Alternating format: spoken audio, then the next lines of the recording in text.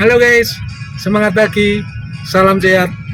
Ingat selalu bersama Pak Jo, integral itu mudah. Jangan lupa subscribe. Terima kasih. Assalamualaikum warahmatullahi wabarakatuh. Salam sejahtera bagi kita semua. Semangat pagi adik-adik sekalian, salam sehat. Ketemu lagi dengan Pak Jo. Kali ini Pak Jo membicarakan tentang fisika, khususnya untuk yang pertanyaan A itu masih tentang keseimbangan atau kesetimbangan, tetapi yang B itu sistem sudah dalam keadaan tidak setimbang. Oke, soalnya adalah sebagai berikut. Jadi soal ini hampir mirip dengan soal yang kemarin. Balok A beratnya 100 Newton ini diletakkan di atas bidang miring yang sudut miringnya adalah 30 derajat. Balok ini dihubungkan dengan balok B ini yang beratnya BB oleh seutas tali melewati gerekan kecil tanpa gesekan. Ini gerekannya. Koefisien gesekan statis itu 0,4 dan koefisien gesek luncur atau kinetik itu 0,3. G-nya itu 10 meter per sekon kuadrat. Kemudian diketahui bahwa kondisi awal sistem itu diam. Oke, untuk pertanyaan yang A adalah tentukan berat WB agar balok A ini yang beratnya 100 Newton itu tepat akan bergerak ke kanan atas sepanjang bidang miring. Kemudian untuk pertanyaan yang B, berapa percepatan sistem jika berat WB ini 85 Newton? Baiklah, kita bahas bersama-sama ya. Pertama kali kita tinjau balok B. Nah ini balok A itu tepat akan bergerak, itu berarti kondisinya masih setimbang. Nah, kita gambarkan ini vektor-vektor gaya yang bekerja pada balok B. Nah, pertama kali berat sendiri BB, kemudian balok ini dihubungkan dengan tali ke atas, maka tali memberikan gaya tegangan tali katakanlah sebesar T. Nah, ini kondisinya tuh diam masih setimbang ya. Jadi belum bergerak, berarti diam atau masih dalam keadaan setimbang. Maka kita terapkan syarat-syarat setimbangan yaitu sigma Fy sama dengan 0. T ke atas kita anggap positif, maka WB ke bawah negatif. Masukkan ke sini, maka T min WB sama dengan 0. Atau WB sama dengan T. Katakanlah ini persamaan yang A. Oke, untuk selanjutnya kita tinjau balok A. Kita gambarkan. Nah, kemudian vektor-vektor gaya yang bekerja pada balok A ini kita gambarkan. Yang pertama berat sendiri, WA. Nah, WA ini kita urai, yaitu komponen yang tegak lurus bidang miring atau ini searah sumbu Y, dan komponen yang sejajar dengan sumbu X atau sejajar dengan permukaan bidang miring. Yaitu ini. Jadi WA sin 30 derajat, sedangkan yang ini yang sejajar sumbu Y itu WA cos 30 derajat. Jadi sama dengan contoh yang kemarin. Kemudian balok ini dihubungkan dengan tali. Maka tali memberikan gaya yaitu sebesar T. Ya. Kemudian balok ini berhubungan dengan lantai atau bidang miring, maka bidang miring ini memberikan gaya ke balok. Nah, gaya yang pertama adalah gaya normal, N, jadi tegak lurus bidang kontak, ya, atau searah dengan sumbu Y. Kemudian gaya gesek. Nah, untuk gaya gesek ini karena kondisinya itu tepat akan bergerak atau sering disebut dengan kondisi kritis, maka gaya gesek di sini mencapai harga maksnya.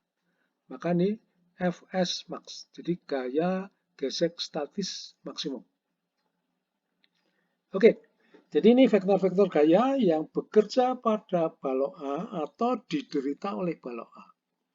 Oke, ini kondisinya masih diam, maka bisa kita terapkan syarat-syarat kesetimbangan. Yang pertama, sigma Fy sama dengan 0. Gaya-gaya dalam arah sumbu Y ini, N ke atas atau ini ke kiri atas kita anggap positif, maka Yang ini WA cos 30 itu negatif. Masukkan sini, maka N min WA cos 30 sama dengan 0. WA-nya diketahui 100 Newton, cos 30 bisa dihitung 0,866, maka dari persamaan ini ketemu N-nya adalah 86,6 Newton. Kemudian syarat keseimbangan yang lain, sigma Fx sama dengan 0. T ini ke kanan atas kita anggap positif, kebalikannya ini berarti negatif. Jadi WA sin 30 dan Fs max ini negatif. Masukkan ke sini, maka T min Fs max min WA sin 30 derajat sama dengan 0. Oke, gaya gesek kinetik, gaya gesek statis maksimum itu adalah mu S dikalikan N, atau koefisien gesek statik dikalikan gaya normal. Oke, nah ini mu S-nya itu 0,4, N-nya sudah ketemu 86,6, WA-nya 100, sin 30 itu berarti setengah. Maka dari persamaan ini, T-nya ketemu 84,6 Newton. Nah ini masukkan ke sini, ke persamaan A, maka WB sama dengan T sama dengan 84,6 Newton. Oke, jadi ini berat balok B agar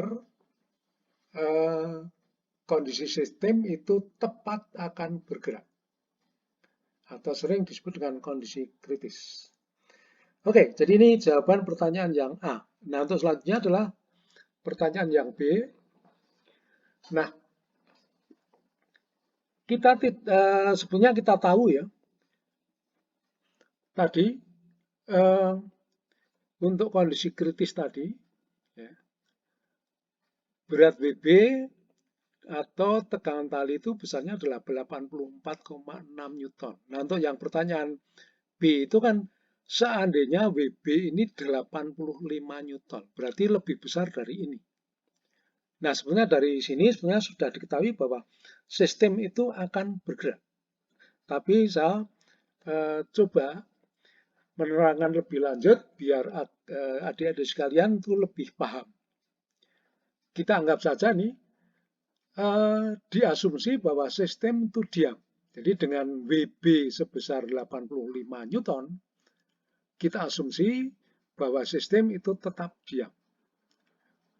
Nah, kita tinjau nih berat balok B, kemudian digambarkan gaya-gaya yang bekerja pada balok B. Pertama adalah berat sendiri, kemudian gaya tekan tali, jadi seperti yang tadi.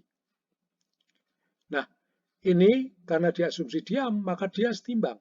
Kalau setimbang, bisa kita terapkan syarat setimbangan sigma Fy sama dengan 0. Maka T min Wb sama dengan 0, atau T sama dengan WB-nya diketahui 85 Newton.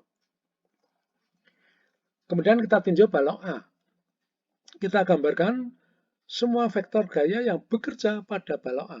Jadi ini sama dengan yang tadi, cuma bedanya ini gaya gesek di sini kita beri notasi Fs saja. Jadi gaya gesek statis. Oke, nah ini masih dalam keadaan diam atau kondisi setimbang, maka kita terapkan syarat-syarat setimbangan. Sigma Fy sama dengan 0. Nah ini sigma Fy berarti N dikurangi ini WA cos 30 derajat sama dengan 0. Atau ini sama dengan yang tadi, WA-nya 100, ini 0,866, maka N-nya ketemu 86,6. Kemudian syarat kesetimbangan yang lain, sigma Fx sama dengan 0, maka T dikurang ini, WA sin 30 dikurang Fs, ini masukkan sini. Masukkan sini ya, maka nih. Nah, T-nya itu 85, Fs-nya belum tahu, WA-nya adalah 100 Newton sin 30 setengah. Maka dari persamaan ini ketemu Fs 35. Fs max, gaya gesek statis maksimum itu adalah mu S dikalikan N. Jadi mu S-nya adalah koefisien gesek statis, N-nya adalah gaya normal. Jadi mu S-nya adalah 0,4, N-nya itu 86,6, maka ketemunya Fs max adalah 34,64 Newton. Nah, sekarang kita bandingkan ini, berarti kesimpulannya adalah Fs itu lebih besar dari gaya gesek maksimum. Nah, ini tidak mungkin. Ya, gaya gesek yang terjadi melebihi dari gaya gesek statis maksimum ini tidak mungkin. Berarti ada sesuatu yang salah, yaitu asumsi ini tadi tidak benar atau ini salah. Jadi ini penjelasan sampai di sini itu hanya untuk membuktikan bahwa ini sistem itu tidak lagi diam. Jadi ini asumsi sistem diam itu berarti salah. Oke, jadi kesimpulannya adalah asumsi salah sehingga sistem itu bergerak. Nah, untuk selanjutnya nih, kita tinjau lagi balok B, kita gambarkan gaya-gaya yang bekerja ini, WB sama T, tetapi sekarang ini sistem itu bergerak. Maka balok B ini bergerak ke bawah, katakanlah dengan percepatan A. Nah, kita terapkan hukum kedua Newton, yaitu sigma gaya dalam arah sumbu Y sama dengan massa dikalikan percepatan dalam arah sumbu Y. Nah, ini A-nya ke bawah, maka WB-nya positif, T-nya negatif, kita masukkan sini. Maka WB min T sama dengan MB, massa ini, balok B, dikalikan percepatan gravitasi, percepatan gerak, ya, balok A, yaitu AY. Nah, WB diketahui 85, T-nya belum tahu, kemudian MB-nya itu berarti WB per G. Jadi berat per percepatan gravitasi. Jadi beratnya 85 Newton, percepatan gravitasi diketahui 10 meter per sekon kuadrat. Kemudian AY-nya itu A. Ya. Jadi kita misalkan percepatannya itu A. Dari sini maka ketemu persamaan A ini. Jadi T sama dengan 85 min 8,5 A. Oke, kemudian kita tinjau balok A. Kita gambarkan semua vektor gaya yang bekerja pada balok A, jadi mirip dengan yang tadi. Jadi berat sendiri, ini diurai WA ya. Ini WA cos 30, ini WA sin 30. Kemudian balok ini berhubungan dengan bidang miring. Maka bidang miring memberikan gaya normal, dan gaya gesek. Nah, untuk gaya gesek, karena ini sistem atau balok A ini bergerak, maka gaya geseknya adalah FK, gaya gesek kinetik. Oke ya. Oke. Kemudian balok ini berhubungan dengan tali. Tali memberikan gaya yaitu T. Oke. Jadi balok ini bergerak ke kanan atas dengan katakanlah dengan percepatan A. Jadi kalau ini balok A tadi dihubungkan dengan tali ke balok B, maka kalau balok B bergerak ke bawah dengan percepatan A, maka balok A juga bergerak ke kanan atas dengan percepatan A. Nah, ini kita terapkan hukum kedua. Atau mungkin yang pertama nih, balok ini tidak bergerak dalam arah vertikal. Jadi, maaf, dalam arah sumbu Z. Maka dalam arah sumbu Y itu tidak ada percepatan. Jadi kondisinya berarti setimbang.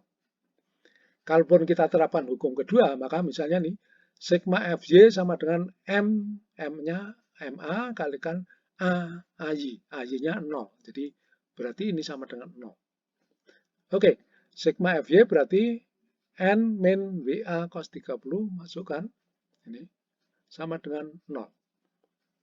WA-nya 100, cos 30 0,866. Dari sini N-nya sama dengan yang tadi, ketemu 86,6 Newton. Kemudian hukum kedua ini kita terapkan untuk yang searah sumbu X. Jadi sigma Fx sama dengan M kalikan AX. Nah, gaya-gaya dalam arah sumbu X itu T, nah ini searah dengan A ya, T positif, FK negatif, WA sin 30 negatif. Masukkan sini, maka nih T min FK min WA sin 30. Sama dengan M-nya adalah MA, AX-nya adalah A. Gaya gesek kinetik itu adalah mu k kalikan n. Jadi koefisien gesek kinetik atau koefisien gesek luncur dikalikan gaya normal. Oke, mu k-nya 0,3, n-nya sudah ini 86,6, WA-nya 100, sin 37,5. Massa MA itu berarti WA dibagi G. Jadi berat WA ini dibagi G percepatan gravitasi. Oke, dari persamaan ini maka ketemu persamaan B. Jadi T sama dengan 76 plus 10A. Nah ini persamaan B dan persamaan A ini digabung, maka ketemu ini. Nah dari sini ketemu 18,5 A sama dengan 9, atau berarti A-nya ketemu 0,49 meter per sekon kuadrat. Oke, jadi ini balok B itu bergerak turun dengan percepatan sekian, atau balok A ini bergerak naik ke kanan atas dengan percepatan 0,49 meter per sekon kuadrat. Oke, demikian penjelasan saya. Semoga apa yang saya sampaikan bisa diterima dengan baik. Saya akhiri, wassalamualaikum warahmatullahi wabarakatuh. Salam sejahtera bagi kita semua. Terima kasih.